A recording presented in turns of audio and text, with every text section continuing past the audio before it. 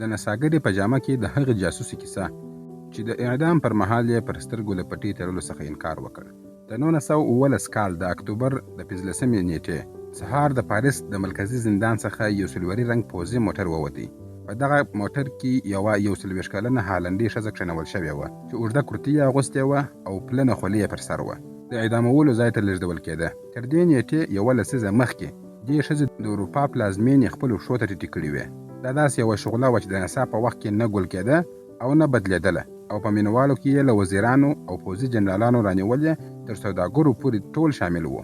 دا د ماتاهاري په نوم مشهوره وه.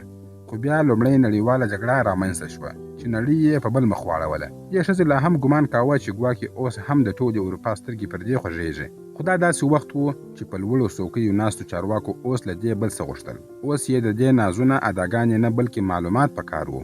جرم یې څه و؟ پر ماتاهاري تور و چې جاسوسه ده، افسران لوبوي، په چل ول یې له خولې رازونه باسي او بیا هغه معلومات جرمن پوځ ته ورکوي.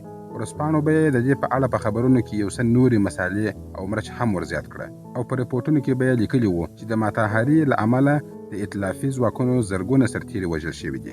یوازې دا خبرې سره پورته او کښته کېدلې. داسې خو به نه وي چې فرانسویانو په خپله هغه پیغام جوړ کړی وو چې ماتاهاري پرې ونیسي او بیا د یوې خطرناکې جاسوسې د نیول کېدو بریا خپله کړي. که دا کار د جرمن وو او که د فرانسې، خو ماتاهاري یې په لومه کې ونښته او ونیول شوه.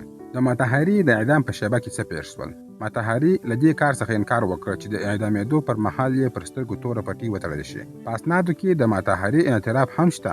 هغې مفتشینو ته ویلي چې دا به رښتیا هم د جرمني جاسوسه وه، خو خواخوږي یې بیا هم له خپلو ائتلافي ځواکونو سره وه او ګواکې دا کار یې یوازې د پیسو ترلاسه کولو لپاره کاوه. خو د هغې پر خبرو چا باور ونه کړ او د مرګ له سزا سره یې مخ کړه. ماتاهاري د 1919 کال د اکتوبر په 15 نیټه د پاریس په ختیځ کې شیتو دی وینسن ته ولېږدول شوه. هلته 12 عسکر له توپکو سره ورته په تمه ناست وه. په ځینو معلوماتو کې ویل شوي وه چې ماتاهاري د اعدامېدو پر مهال په خپلو سترګو د پټۍ له تړلو انکار وکړ او خپل وکیل ته یې د خداپامانۍ په شکل سره لاس وښوراوه.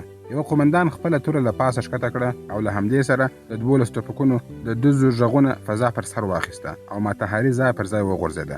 هېڅوک یې هم په مړ پسې ورنغلل. جسد یې په پاریس کې یوه داسې طبي پوهنتون ته وسپارل شو چې محصلان پکې د مړو د بدن په غړو عملي کارونه او عملیات زده کوي. سر یې په موزیم کې کېښودل شو، خو څو کاله وروسته ورک شو او چا غلا کړی و. تاسو څه فکر کوئ؟ خپل نظرونه مو په کمنټ کې راسره شریک کړئ.